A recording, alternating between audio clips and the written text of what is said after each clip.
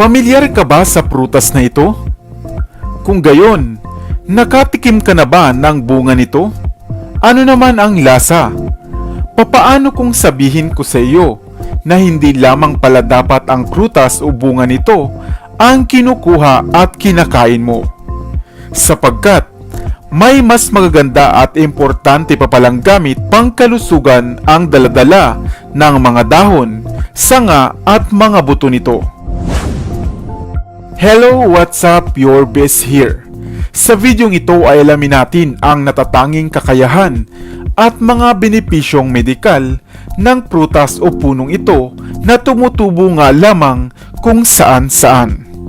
Pero bago tayo magpatuloy, kung bago ka pa lamang sa ating channel ay huwag mong kalimutan na pindutin ang subscribe button at ang notification bell upang lagi kang updated sa aking mga bagong uploads.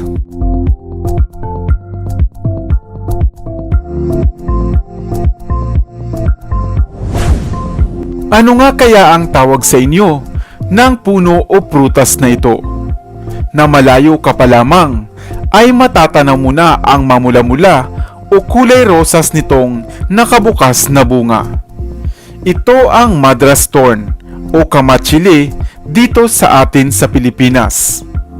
Ang Petesillobium dulce o Madras Thorn o kilala rin sa katawagang Manila Tamarind ay popular nga sa Mexico, South America, sa Guam at maging dito sa atin sa Pilipinas. At alam nyo ba na tinawag nga itong Manila Tamarind sapagkat ito ay napadpad sa Pilipinas lulan ng mga barko na Manila Galleons. Masarap ang hinog na bunga ng punong kamatsili na madali mo lamang makikita dahil bumubuka nga ang mga pods nito kapag nahihinog na. Matamis na medyo maasim o mapakla ang lasa ng hinog na bunga ng kamatsili. Subalit, kinahihiligan nga ito ng mga kabataan dahil ito ay tumutubo malapit sa dalampasigan, malapit sa ilog o kaya ay sa parang. Subalit batid mo ba na hindi lamang pala ang bunga nito ang dapat mong bigyang pansin o kainin? Sapagkat napakahusay pala at napakaraming kagamitang pangkalusugan ng mga bahagi ng punong ito, ang puno ng kamatsili.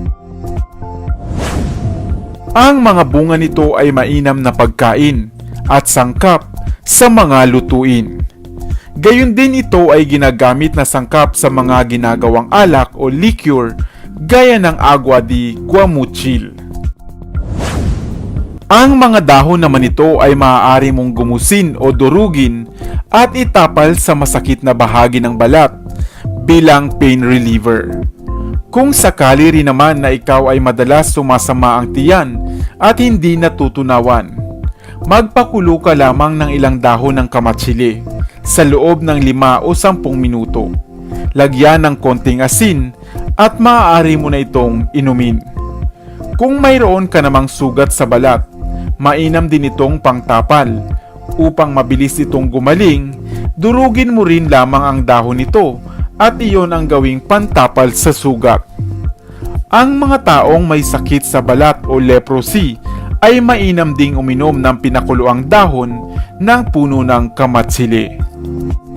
Kung lagi namang masakit ang iyong ngipin, subukan mong magmumog ng pinakuluang dahon ng kamatsili dahil epektibo rin ito sa mga sakit sa bibig o mga sakit sa ngipin. Ang mga sanga ng punong ito ay labis na mabisa rin. Kumuha ka lamang ng bahagi nito at pakuluan ng 10 minuto at palamigin. Inumin ito at maaari itong makatulong upang umayos ang palagiang pagsakit ng iyong tiyan o irritable bowel syndrome.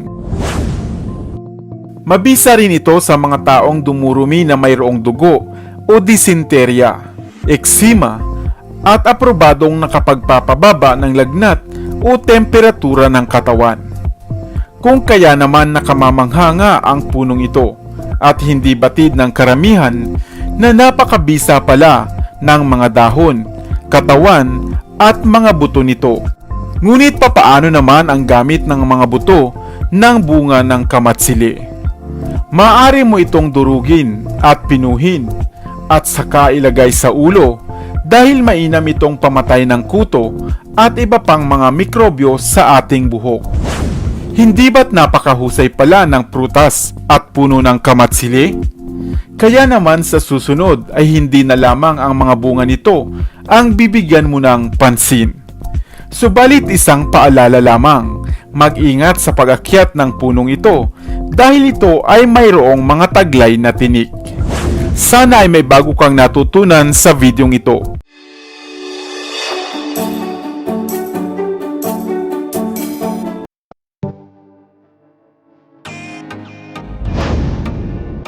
Nakatikim ka na ba ng prutas na dates? Saang prutas mo naman ito maikukumpara? Alam mo ba na hindi ka lamang mabubusog sa pagkonsumo mo ng dates, kundi marami rin itong mga healthy benefits na dala-dala. Hello, what's up? Your best here.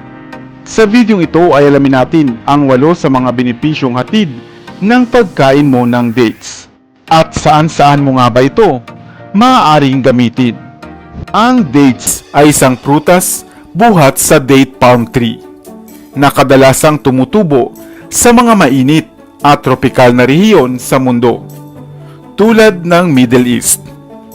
At kamakailan nga lamang, ito ay naging mas kilala at popular dahil sa maganda at mga benepisyo nitong hatid para sa kalusugan. Karamihan ng mabibiling dates sa ngayon ay mga tuyo na o naiproseso na. Subalit mas masarap ito at masustansya kung makakain mo habang sariwa pa. Ang pinatuyo ng dates ay mayroong kulubot na ng mga balat, samantalang makinis naman ito kung sariwa pa. Maraming variety ang dates at may kulay itong maaaring maglaro sa bright red hanggang bright yellow. Medjool at Deglit Nur dates ang ilan sa pinakakilalang klase ng dates sa merkado ngayon. At ang Iran, Egypt at Saudi Arabia ang 3 sa mga bansa na pangunahing nag-e-export ng prutas na dates. Masarap ang prutas na dates, matamis at chewy at tiyak na magugustuhan mo. At higit sa lahat ay mayaman ito sa mga mahalagang nutrients na kailangan ng ating katawan. Narito ang 8 mga benepisyong pangkalusugan buhat sa prutas na dates. Number 1. Mayaman sa nutrisyon ang bunga ng dates at mas sagana ito sa sustansya kung ikukumpara sa ilang mga dried fruits gaya nga ng pasas at figs. Mayaman ito sa protina, potassium, copper, iron at vitamin B6. Number 2. Ang pagkakaroon ng sapat na fiber ay importante sa ating katawan. At ang pagkonsumo mo ng dates ay isang pamamaraan upang ma-increase ang iyong daily fiber intake. Kaya mainam na isama ito sa inyong daily diet. Makakatulong ito sa ating digestive system at mapapanatili nitong maayos ang ating metabolismo. Ayon nga sa pag-aaral, ang pagkain o pagkonsumo mo ng 7 piraso ng dates sa isang araw ay maaaring makatulong sa pagkakaroon ng masiglang tiyan. Mainam rin ang pagkain ng dates sapagkat hindi gaya ng ilang pagkain, hindi tataas ang inyong blood sugar matapos itong kainin. Number 3. Ang dates ay mayaman sa ilang antioxidants na mabuti sa kalusugan, gaya ng flavonoids, carotenoids, at phenolic acid na nakakatulong upang maiwasan ang ilang mga chronic na karamdaman gaya ng sakit sa puso, cancer, Alzheimer's at diabetes. Number 4. Ang pagkain ng dates ay makatutulong din sa ating utak upang mapababa nito ang tsansa na makaranas tayo ng Alzheimer's disease sa ating pagtanda. Dahil ang IL-6 o interleukin-6 sa ating utak ay mapapababa nito at ang mga problema sa pag-iisip ay maaaring maiwasan. Number 5. Ang dates ay nakatutulong para sa mga buntis. Opo, kung ikaw ay buntis o ipapakain ang dates sa isang buntis sa loob ng 4 na linggo bago siya manganak o mag-labor, ay makatutulong ito upang maiwasan ang cesarean at maisilang ng normal ang sanggol. Number 6. Excellent natural sweetener. Ang dates ay pinagmumulan ng fructose na isang uri ng natural sugar buhat sa mga prutas. Ang prutas na ito na dates ay mayroong matamis na lasa na maaaring ang malinamnam at ang matamis nitong lasa ay kagaya rin ng caramel. At isa itong mainam na substitute sa asukal na kulay puti. Kung kaya naman, minsan ay inihahalo nga ito sa mga pastries at cakes dahil sa angkin nitong tamis. Number 7. Other potential benefits. Ang dates rin ay pinaniniwalaang mabisang pampatibay ng ating buto at nagpapababa ng blood sugar. Number 8. Ang prutas na ito ay isang versatile at masarap na snack na maaari mong ang isama sa almond, nut butter, at cheese. At dahil ito ay matamis, ay ipinapayo naman na kumain ka lamang ng sapat at sakto. Ang buto naman ng dates ay maaari mo ring itabi matapos mong kainin ang laman nito, hugasan, patuyuin, at saka i-bake. At maaari mong i-blender upang maging substitute o alternatibo sa inyong kape. Sa kabuuan, ang dates ay sadyang kapaki-pakinabang, masarap, masustansya, at marami pang gamit at benepisyong dala. Subalit dahan-dahan ka lamang din sa pagkain ito dahil lahat ay nakasasama na kung sobra. Sana ay may bago kang natutunan sa videong ito.